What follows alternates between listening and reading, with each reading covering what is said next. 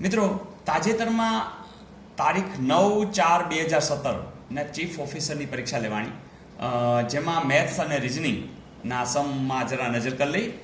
એક વ્યક્તિને એક વસ્તુનું 480 રૂપિયામાં વેચાણ કરતાં 20% નુકસાન જાય છે.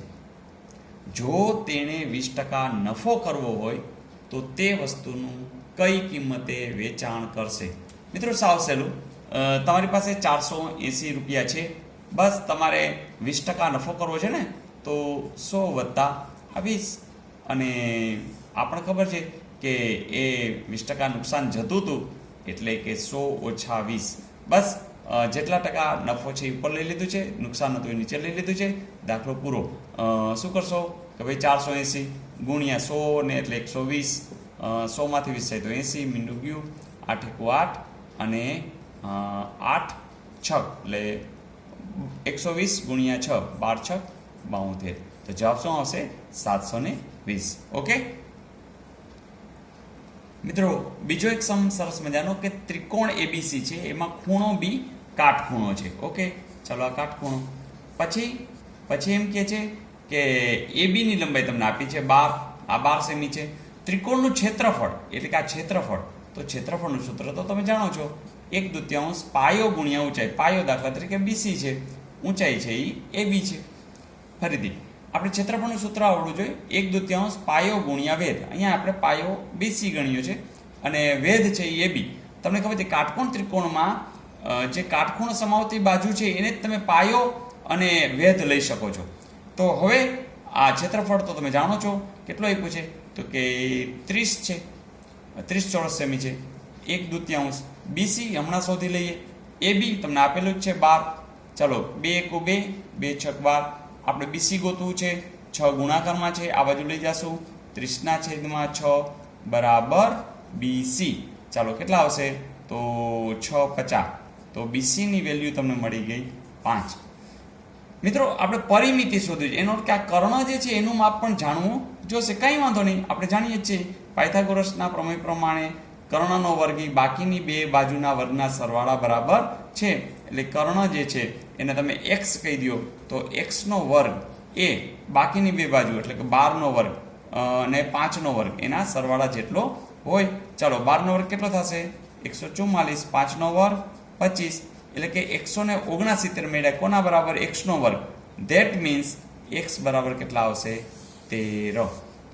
બસ હવે બધાની કિંમત જાણો છો. 12, 13 અને 5નો સરવાળો કરો એટલે આપણે શું મળી જશે? પરિમિતિ. ચાલો 3 ને 2 5 ને 5 10, વધી 1 ને 1 2 ને 1 3. તો જવાબ શું આવશે? 30 સેમી. ઓકે મિત્રો, આ સમની અંદર માઇનસ એટલે ભાગાકાર, ભાગાકાર એટલે માઇનસ, પ્લસ એટલે ગુણાકાર અને ગુણાકાર એટલે પ્લસ, આવી સાઇન તમારે બદલાવાની છે. અને તમને આપ્યું છે 12 - 4 × 7 + 8 / 5 બરાબર કેટલા?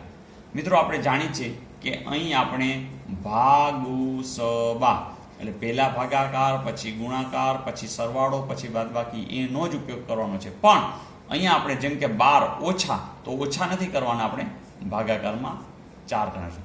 ગુણ્યા, ચાલો ગુણ્યા એટલે શું લખ્યું છે તો કે પ્લસ, ગુણ્યા એટલે પ્લસ, એટલે આપણે પ્લસ કરી નાખીએ. ચાલો 7 પછી વત્તા કર્યા છે તો વત્તા એટલે કે ગુણ્યા, તો 8. ચાલો પાછું ભાગાકાર છે તો ભાગાકાર એટલે માઇનસ. બસ જુઓ જોઈએ. હવે ભાગુસભા પ્રમાણે પહેલા કરશું ભાગાકાર. ચાલો ભાગાકાર આ જગ્યાએ છે તો 12/4 એટલે કે આવશે 3. ચાલો પછી ગુણાકાર, ગુણાકારમાં આ આવશે તો 8 × 7 = 56. પછી ઓછા 5. ચાલો હવે સરવાળા બાદબાકીમાં તો કોઈ વાંધો નહીં આવે. 56 ને 3 59, 59 ઓછા 5 એટલે કે જવાબ આવશે 54. 54 અહીંયા છે, 51 45 64, તો આનો જવાબ આવશે 1 પણ નહીં. મિત્રો, અહીં કદાચ પ્રિન્ટિંગ મિસ્ટેક રહી ગયું એવું લાગ્યા કરે છે, કંઈક નવું પણ હોઈ શકે છે. તો એ તો જ્યારે એની કરેક્ટ સીટ જ્યારે બહાર પાડશે ત્યારે ખ્યાલ આવી જશે. અહીંયા ડેશ છે અને અહીંયા પણ ડેશ છે. અહીંયા માઇનસ હોવું જોઈએ, પણ તેમ છતાં કંઈક નવું હશે તો આપણે જોઈ લઈશું. ઓકે મિત્રો, આ એક સરસ મજાની શ્રેણીનો પ્રશ્ન છે રિઝનિંગમાં. અહીં કેવી સરસ વાત છે કે 10 પછી 5 થયા, વળી પાછા 13 થયા, વળી 10, એટલે આમ વધઘટ જેવું લાગે છે. તો આવી શક્યતા હોય ને ત્યારે તમારે મિની ઠેકામણી એટલે કે એક ટપીને જરાક ચેક કરી લેવું. જેમ કે 10 માંથી 13, ઓકે ચાલો 3 વધ્યા, 13 માંથી 16, ઓકે, એમાં પણ 3 વધ્યા. 16 માંથી 3, હા 19. ચાલો હજી અહીંયા કોઈક કીધું હોત તો 19 ને 3 22 આવે, પણ અહીંયા આપણે નથી કીધું, કંઈ વાંધો નહીં. પણ આમાં પાછું ચેક કરી, 5 માં કેટલા ઉમેરીએ? 5, તો કે 10.